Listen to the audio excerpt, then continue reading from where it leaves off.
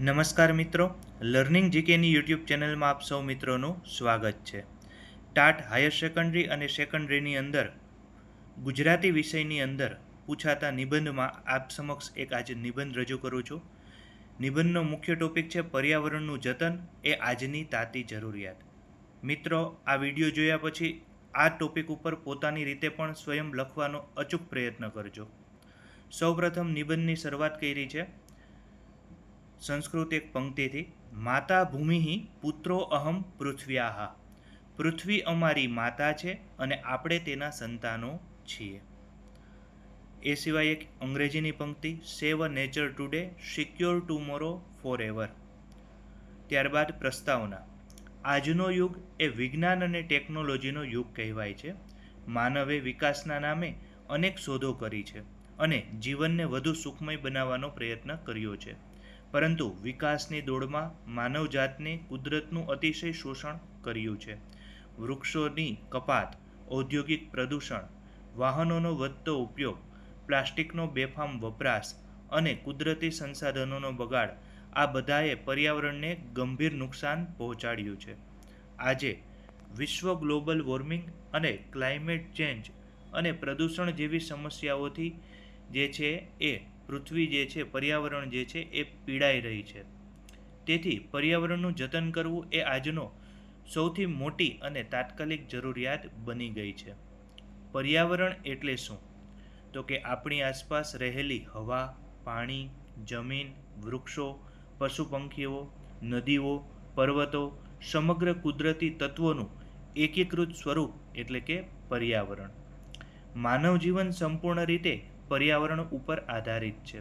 શુદ્ધ હવા વગરનું જીવન જીવવું એ શક્ય નથી.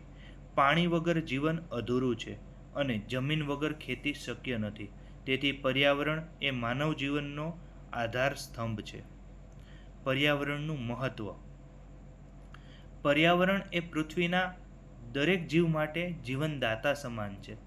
પ્રકૃતિ આપણને ઓક્સિજન, પાણી, ખોરાક, જીવન માટે જરૂરી તમામ વસ્તુઓ આપે છે. જો પર્યાવરણ સંતુલિત રહે તો માનવ જીવન સ્વસ્થ અને સુખમય બની શકે છે. વૃક્ષો હવામાંથી કાર્બન ડાયોક્સાઇડ શોષી અને ઓક્સિજન આપે છે. નદીઓ અને વરસાદ પાણીની જરૂરિયાત પૂરી કરે છે. જમીન અનાજ અને શાકભાજી આપે છે. પશુ પંખીઓ કુદરતી ચક્રને સંતુલિત રાખે છે. એટલે પર્યાવરણ માત્ર માનવ માટે નહીં પરંતુ સમગ્ર જીવસૃષ્ટિ માટે જરૂરી છે. માટે જ પંક્તિ કહી છે કે પ્રકૃતિ એ માનવજાત માટે ભગવાનની અમૂલ્ય ભેટ છે. ધરતી બચાવો, ભવિષ્ય બચાવો. ત્યારબાદ જોઈએ પર્યાવરણ પ્રદૂષણના કારણો. તો કે આજના સમયમાં પર્યાવરણ પ્રદૂષણની સમસ્યા દિવસે દિવસે વધી રહી છે. તેના મુખ્ય કારણો નીચે મુજબ છે. સૌપ્રથમ તો કે વૃક્ષોનું વધુ પડતું છેદન. તો કે વધારે પડતા વૃક્ષો જે કપાય છે તે. તો કે વિકાસના નામે મોટા પ્રમાણમાં જંગલોનો નાશ થઈ રહ્યો છે. રસ્તાઓ, મકાનો અને ઉદ્યોગો બનાવવા માટે વૃક્ષો કાપવામાં આવે છે. પરિણામે વરસાદનું પ્રમાણ ઘટે છે અને તાપમાનમાં વધારો થાય છે. આ મુખ્ય કારણ છે. ઔદ્યોગિક પ્રદૂષણ. કારખાનાઓમાંથી નીકળતો ધુમાડો અને ઝેરી રસાયણો હવા તથા પાણી બંનેને પ્રદૂષિત કરે છે. નદીઓમાં છોડાતા કેમિકલ્સ જળચર જીવ માટે ખતરનાક છે. ત્રીજો મુદ્દો વાહનોનો વધતો ઉપયોગ. તો કે પેટ્રોલ ડીઝલથી ચાલતા વાહનોમાંથી નીકળતો ધુમાડો હવામાં ઝેરી વાયુઓ ભેળવી દે છે.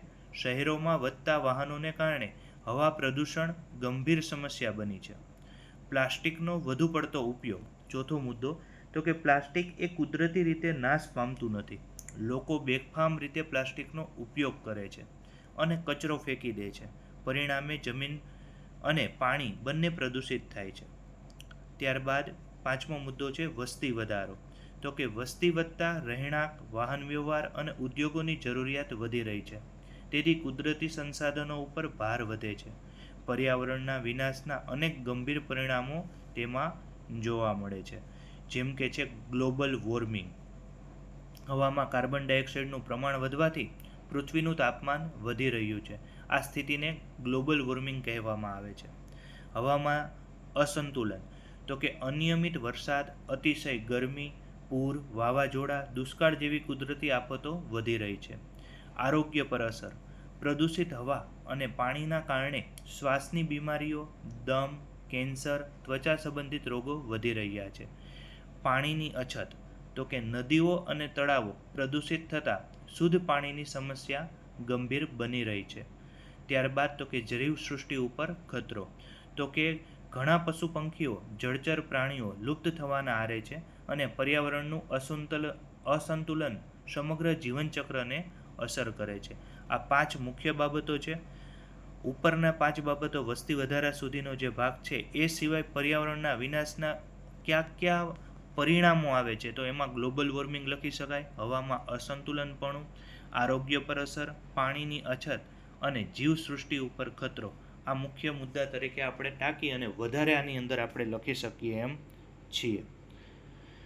ત્યારબાદ જોઈએ પર્યાવરણ જતનની જરૂરિયાત. તો કે આજના સમયમાં પર્યાવરણનું રક્ષણ કરવું એ માનવજાત માટે ફરજ બની ગઈ છે. આપણે આજે જાગૃત નહીં બનીએ તો આવનારી પેઢીને જીવવા માટે શુદ્ધ હવા અને પાણી પણ નહીં મળે. પર્યાવરણનું જતન એટલે ભવિષ્યનું જતન. પ્રકૃતિને પ્રેમ આપશો તો જીવન સુગંધિત બનશે. પર્યાવરણ બચાવશો તો આવતી પેઢી સુરક્ષિત રહેશે. ત્યારબાદ તો કે પર્યાવરણનું રક્ષણ કરવાથી શું શું ફાયદો થશે, તો કે હવા શુદ્ધ રહેશે, પાણી બચી રહેશે, માનવ જીવન સ્વસ્થ રહેશે, વરસાદનું પ્રમાણ સંતુલિત રહેશે, કુદરતી આફતો ઓછી થશે. પર્યાવરણ બચાવવા માટેના ઉપાયો. આ નિબંધનો નોખો ટોપિક પૂછાય તો પણ તમે એની અંદર આ બાબતો લખી શકો છો. પર્યાવરણ બચાવવાના ઉપાયો એની અંદર તો કે વધુમાં વધુ વૃક્ષારોપણ. 1 વૃક્ષ 1000 આશીર્વાદ. આ એક પંક્તિ છે. દરેક વ્યક્તિએ જીવનમાં ઓછામાં ઓછું 1 વૃક્ષ જરૂર વાવવું જોઈએ. વૃક્ષો પર્યાવરણને શુદ્ધ બનાવે છે. બીજો મુદ્દો છે પ્લાસ્ટિકનો ઉપયોગ ઘટાડવો. તો કે કાપડ અને કાગળની થેલીઓનો ઉપયોગ કરવો જોઈએ. પ્લાસ્ટિકનો ઉપયોગ ટાળવાથી પ્રદૂષણમાં ઘટાડો થાય છે. ત્રીજો મુદ્દો છે પાણી બચાવવું. તો કે જળ સંચય, વરસાદી પાણીનો સંગ્રહ અને પાણીનો કરકસરપૂર્વક ઉપયોગ હંમેશા કરવો જોઈએ. ત્યારબાદ ચોથો મુદ્દો પ્રદૂષણ ઓછું કરવું. તો કે જાહેર વાહન વ્યવહારોને વધુ ઉપયોગ કરવો જોઈએ. વાહનોની નિયમિત સર્વિસ કરવાથી ધુમાડો ઓછો થાય છે. મિત્રો, આ પ્રશ્ન અત્યારના વર્તમાન સમયની અંદર છે. હમણાં મોદી સાહેબે પણ જે છે વાહન વ્યવહારોનો ઓછો ઉપયોગ કરવો, સરકારી વાહનોનો જે છે ઉપયોગ વધુ કરવો, એ તમામ બાબતો ઉપર વાત કરેલી છે. તો પૂછાઈ શકે ખરા આવો નિબંધ. ખાસ ધ્યાન રાખવું. સ્વચ્છતા જાળવવી. ઘર, શાળા અને આસપાસનું વાતાવરણ સ્વચ્છ રાખવું જોઈએ. સ્વચ્છ ભારત અભિયાન જેવી યોજનાઓમાં આપણે સહભાગી થવું જોઈએ. ત્યારબાદ છઠ્ઠો મુદ્દો છે નવી ઉર્જાનો ઉપયોગ. સૌર ઉર્જા, પવન ઉર્જા, બાયોગેસ જેવી પર્યાવરણ મૈત્રી ઉર્જાનો આપણે ઉપયોગ વધારવો જોઈએ. ત્યારબાદ તો કે સરકારશ્રીના કયા પ્રયત્નો છે, ખાસ યાદ રાખવા જેવા. ભારત સરકાર પર્યાવરણ બચાવવા માટે અનેક યોજનાઓ ચલાવી રહી છે. જેમ કે સ્વચ્છ ભારત અભિયાન દ્વારા સ્વચ્છતા અંગે જાગૃતિ લાવવામાં આવી રહી છે.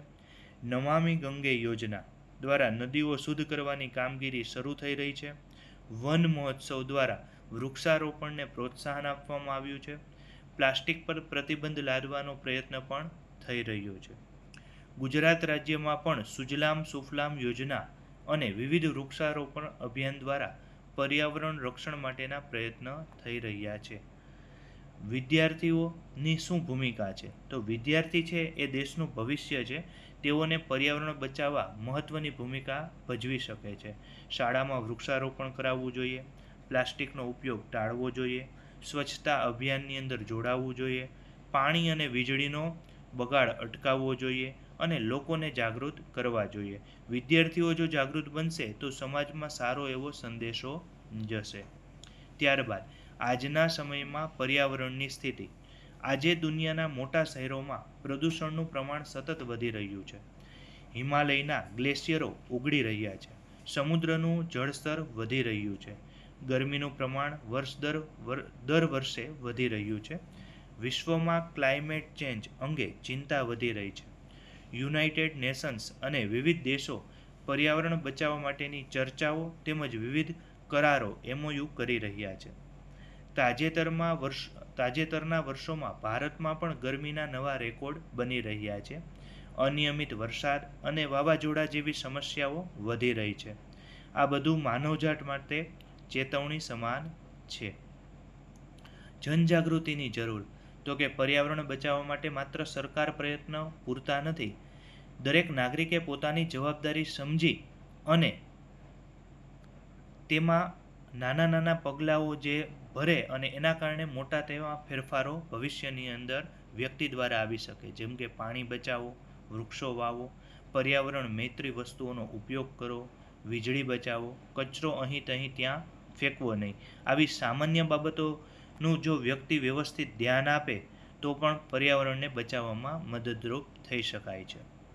ઉપસંહાર. પર્યાવરણ એ આપણા જીવનનો મુખ્ય આધાર છે. જો પર્યાવરણ સુરક્ષિત રહેશે તો જ માનવ જાતનું ભવિષ્ય સુરક્ષિત રહેશે.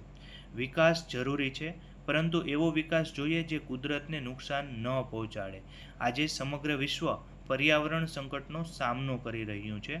તેથી સમયસર જાગૃત બની અને પર્યાવરણનું જતન કરવું ખૂબ જરૂરી છે. આપણું એક નાનું પગલું પણ પૃથ્વીને બચાવવામાં મદદરૂપ બની શકે છે. ચાલો આપણે સૌ મળીને સંકલ્પ કરીએ કે પર્યાવરણનું રક્ષણ કરી સ્વચ્છ, હરિયાળું અને સુંદર ભારત બનાવીએ. અને અંતમાં છેલ્લે પંક્તિ મૂકી છે, વૃક્ષો વાવો, પ્રકૃતિ બચાવો, પર્યાવરણ જતનથી ભવિષ્ય ઉજ્જવળ બનાવો. આમાંથી મિત્રો સારી બાબતો લાગે તો અચૂક લખજો અને એની નોંધ પણ કરજો. અને બીજા આવા જ નિબંધ જોતા હોય તો કોમેન્ટ દ્વારા જરૂર જણાવજો. અસ્તુ. જય હિન્દ, જય ભારત.